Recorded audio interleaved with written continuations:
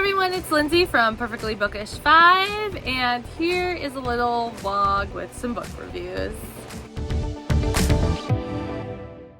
So it was really cool last week in a town closer to my parents. There was a grand opening of a store called Indian Village, which had Indian food, and they, from 11 to 2, to promote their grand opening, we're giving out free lunch. I have never had Indian food before, and I thought this was the perfect opportunity to try it. So you will see a picture of the food that I got. I'm not exactly sure what they got. They didn't say. They just asked if you wanted a vegetarian option or chicken. I chose the chicken. And the only thing that I would say, I wish there was a little more spice to the sauce, but I liked the sauce with the chicken, and the rice was so soft. It was some of the best rice I have ever had at a restaurant before. So I think I'll definitely be going back. So big thank you to Indian Village.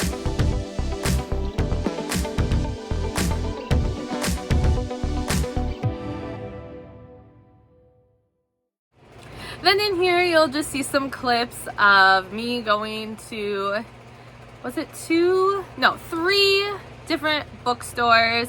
The first one is a thrift shop that is right next to the restaurant that I went to. And oh yeah, I just want to say the food, they gave it to you, we just took it to leave. That is why you see it in the car, because we wanted to go eat it somewhere else. But going back to what I was saying, so the thrift shop that I was in was having a sale for 30% off, and I couldn't believe when I found what is it called, A Fate of Gods. I put it away, so sorry, I think I might have the name wrong, might be missing a word, but by Scarlett St. Clair. And their paperback books, I tried to show the side, but I didn't go up high enough. There were people around me, and sometimes I still feel a little awkward filming out in public. But their paperbacks were $1, hardcovers too, and being 30% off, I only paid 70 cents for the book, which looked like new condition to me, so I couldn't believe it. That is the only book I got there. And then we went to St. Vinny's, which was also nearby. I didn't end up buying any of the books that I was looking at there. So in here you're going to see I went to Half Price Books. I have those books right next to me. I can show you what I got. I got Let's Talk About Love by Claire Kahn, and I saw the name. I'm like, oh my gosh, I just bought tickets to a book signing I'm going to, and she's going to be there. So I thought that was cool, so I could give this author a try. Then I found Glow by Raven Kennedy. I read the first one, I have the second, and I believe this is the third. And I really love the first book. I just haven't gone back yet to dive into book 2, but I'm glad I have book 3. Then I picked up The Comeback Summer by Allie Brady. Allie is going to be at Book Bonanza this year. Oh, and it was awesome because this book was in the clearance section, so it was $3 minus my educator discount. Then I picked up Burned by Greta Rose West. This author is also going to be at a signing that I am going to in August called Meet Me in Milwaukee. So that is just the fun little stuff that I threw in this video of me doing some book shopping and getting to try the awesome food. So now I'm going to talk about 4 different books that I have recently read. These 4 books I received as ARCs. The first one I read was Claim Me Forever by A.L. Jackson. This is the 3rd book in her Time River series. In this book we follow Ezra and Savannah. I gave it 4 out of 5 stars. Ezra finds Savannah parked on someone's land, sleeping in her car, and he ends up taking her to the police station because there's just this feeling he has that she needs help. Sorry, I say he found her. He's a police officer, the sheriff. So he got the call that someone was on property she shouldn't be on, so he went to go check it out. Savannah is actually looking for her sister. Her sister and her had this really close bond. They had quite the terrible upbringing, so they just had each other, and they were on their own since I believe Savannah was 15 and her sister is just a year or 2 younger. And then all of a sudden her sister just kind of ups and disappears. Savannah gets a text message from her sister just saying, "Don't want you in my life anymore." And Savannah immediately found that odd because they were so close. They did everything together. They're the only person that each other could trust. So Savannah went out looking for her. She was sent this journal that has some clues in it, but it's pretty hard to decipher, and that's what landed her in Time River. Ezra has 3 kids. His wife died, and there is quite the story behind that, but he just feels for this girl, and he knows that she needs help. He could just sense it, and he helps her get a job in at the local cafe. And he even offers to put her up in his guest house. He was going to rent it out, and he is going to let her stay there. From there, their relationship blossomed, and his kids are really cute. So there's the mystery in the story of Savannah trying to find her sister, and Ezra helping her out, but still just having some troubles with his past because of what happened with his wife. So she died, but towards the end of her life, she started doing some really suspicious things, and the way she died was quite tragic as well. Like I said, Ezra's kids are awesome. He has a daughter and 2 twins, and it's really cute how they get involved in helping dad with their relationship with his relationship with Savannah, and I love the little invitations that his daughter makes. Then I read Tempting Promises by Corinne. This is the 3rd book, I believe, in the Whitlock brothers books, and in this one we're following Rowan. He has an enemy, and her name is Charlotte. We start off, they are at an auction, and they are bidding on some cows. They're bidding on some kind of cow for their farm, and they get into a little heated debate or talk and bidding war, that's what I'm looking for, while they are there. So Charlotte doesn't like Rowan because her sister told her that Rowan did her dirty and that he's just a player, he's scum, so she is mad on her sister's behalf.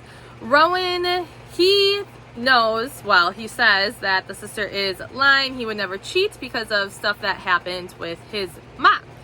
Now, Rowan has his farm and Charlotte has hers. They're both not the best off. Charlotte inherited hers from her grandparents, and her sister got part of it as well, but her sister wanted to get out of the town and go live her life, so Charlotte bought her sister out, and she's just struggling. I believe she only has like one other person working on the farm with her, but she has achieved a lot since getting the farm. I say farm, but I can't recall if they say a ranch farm, but she has gotten far with it because she is certified as a completely organic farm. Now, Rowan, he is a little better off, a few more workers than Charlotte, and he has a milking farm as well. I don't think I said, but Charlotte organic with milk, because they are both competing for a deal with a company that distributes milk like to schools and other areas, so it will be a really big contract. So they are fighting with each other because not only does Charlotte hate Rowan, but also they are fighting for, well, not fighting, they are competing for the same contract, which could make a world of difference for both of them. So through this, they're spending a lot of time with each other. There's this one scene where Charlotte gets a little drunk and a little crazy, and Rowan helps her out, which is sweet, but it's just a fun story watching them become enemies to lovers, and I really enjoyed it. I gave it 4 out of 5 stars. Then we have Met First Stone by Natasha Madison, and this book is a hockey romance, and if you have read these books before, it is a huge hockey family. So we have Stone and Riley, and I believe Riley is the sister of her brother married into the big hockey family that is this series. And Stone is the cousin of the girl that the brother married. So that is how everything is connected. You start out with the story, like you start out like a few years ago, and then that's like a couple pages, then you go to 6 months ago, and then you go into the present, which was a little weird for me. Didn't particularly care for it. I get you're setting the story, but it was just too choppy with those parts in the beginning for me. Stone and Riley would see each other sometimes at these different events because, well, Riley's brother is an actor, so they would also get together for different award shows or different big events in his life, and their paths cross because this hockey family, they do everything together. Every single person is there to support each other, so it becomes a huge event because, like I said, this family is huge. So at the 6-month part, which you get at the very beginning of the story, Stone and Riley have a really steamy makeout session. And then 6 months later, they finally see each other again, and Stone keeps pestering Riley to go out with him. Now, Stone lives in Nashville and Riley lives in Chicago. She is a lawyer, he's a hockey player, and she just doesn't want to really even consider the idea of going out with him because it would be long distance, and she's thinking of the future, that if they broke up, how messy it would be with their families because they would be seeing each other. Stone is persistent. He even asked his teammates, family members, what to do to try to just get one date with this girl. His hockey team is playing in her city and he goes to her work, which is quite funny. He's like, okay, if you will leave me alone, don't come to my work, I will go out with you. And their first date, let me tell you guys, it is not what you would expect a first date to be, and it is quite wowza. So that was funny to read about. Well, not so much funny, but like entertaining. And so they have this long distance relationship, and this book really shows you how tough a long distance relationship can be. And I felt bad for Stone because I felt like he was trying so much harder than Riley was. She would say all these things in her mind or out loud to herself that I wish she could have said to Stone. So I felt bad for him because he's pouring everything he has into it. And she's like, well, I have my job here. I work so hard. And just also, like I said, the things she said, if she would have just been able to express herself, things would have progressed a lot further. And of course, it all comes together. And this was another good book in this series. And, well, actually, I say this series, but I thought when I was on Goodreads, this is number 1 of like a second half of this series. I'm not entirely sure, but I enjoyed this book with this big loving family, and I also gave it 4 stars. Lastly, we have Callum by Sawyer Bennett. This is I want to say book 11 or 12 in the Pittsburgh Titan series.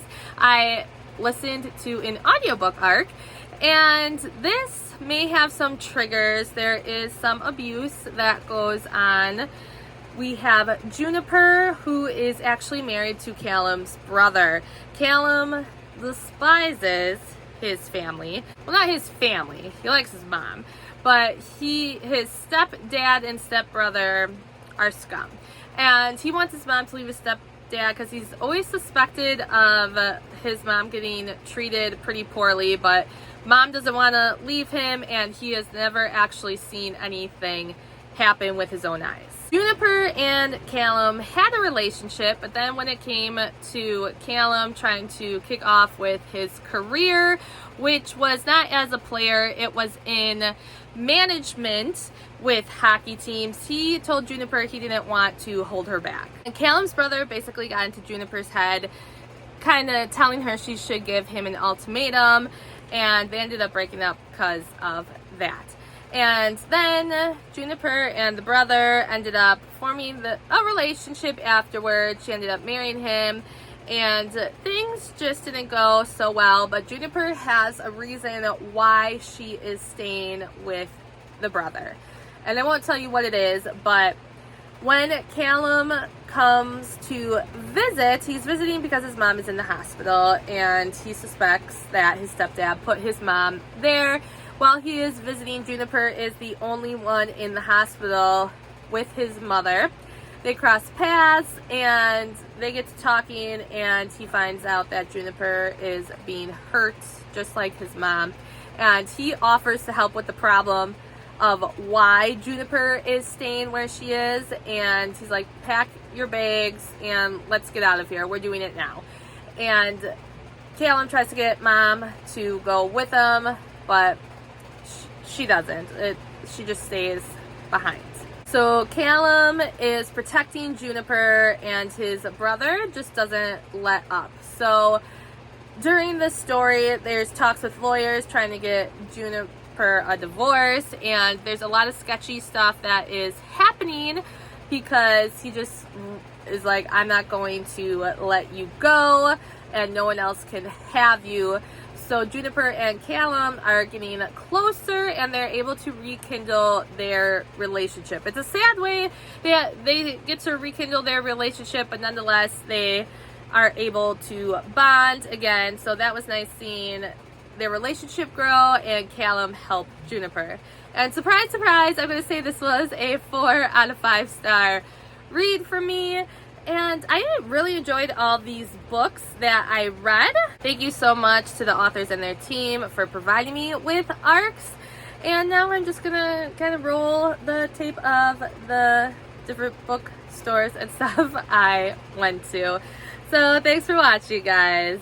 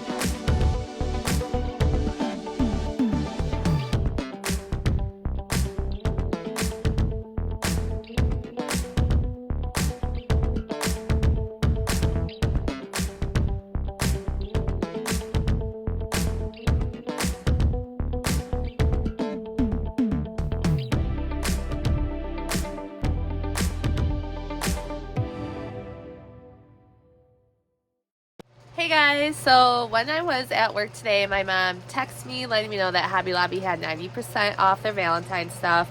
And if you don't know, I'm a teacher, so I really love when Hobby Lobby Valentine's hits 90% off, because then I get little trinkets and even Valentines for my classroom. I stock up for next year. Or also in this case, I did get some items that I'm going to put in Easter eggs for when I do an Easter egg hunt with my kiddos. So I want to show you some of the things I got. So I do get some things for my nephews. They're 2 and 3. They'll be 3 and 4 in June and July. But they like doing some little artsy and craft things. So it's a great price, especially at that age when it's not really doing the craft. It's a lot of scribble, but they enjoy it so much. So it's a great price to get those activities for them. So first off, I'm going to show you, I got a lot of just different sticker packs. Like for this, I got for next year, every Valentine's Day, I have my students decorate a bag to put Valentine's in. So I mean, this is 250 foam stickers for 50 cents. So I got 2 of these bags. I believe I got 4 of these little monster ones. I got some for my class, but then also for my nephews. I got 2 bags of these heart stickers for decoration. Sorry, I just had a cat jump on my pile of stuff here. So just looking for the other stickers. I think that is it for the stickers. I got these fun stamps.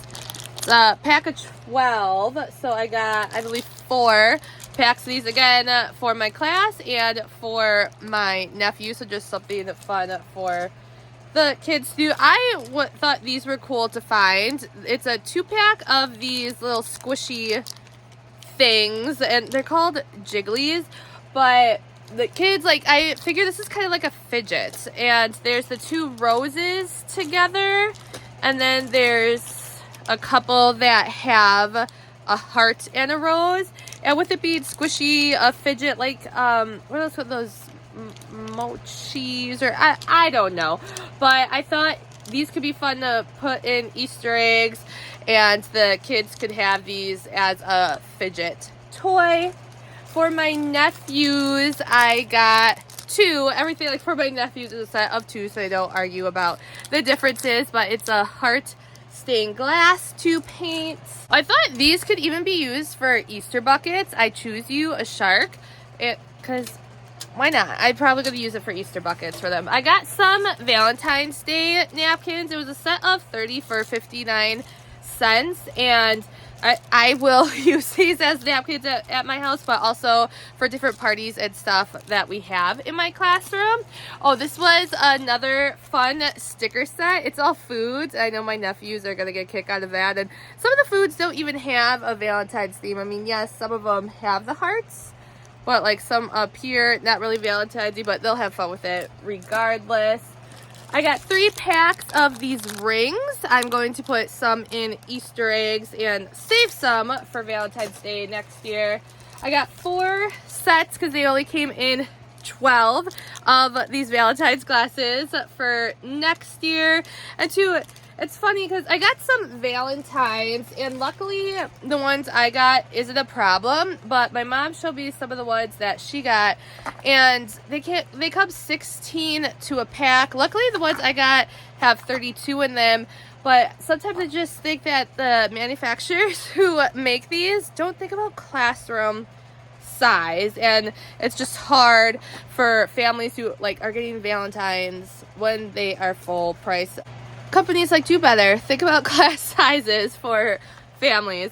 But I thought these were really cute. I Spy Valentines, because I always give my kids Valentines, and usually I do look for a little trinket or something in the box, but I just thought this was a fun interactive one. Then I got some cards, adult cards that like I could send to people. These some little dinosaurs, but they're stretchy, and I'm debating whether I'm gonna save them, or I'm thinking I might put these in Easter eggs. These I just got their hearts with a fun like little, I can't think of the word for what to call this right now, but a fun design, like popped up design on there. I thought we could do a craft with those.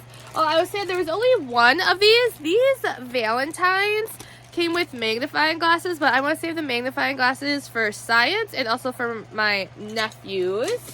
I got this for my mom. She loves the trucks and all the different things in it, so that is for her. Oh, I got some socks. They're kid socks. So for my students, like I have a bin for like birthday bin and stuff where they can pick stuff out. I'm just gonna throw those in there.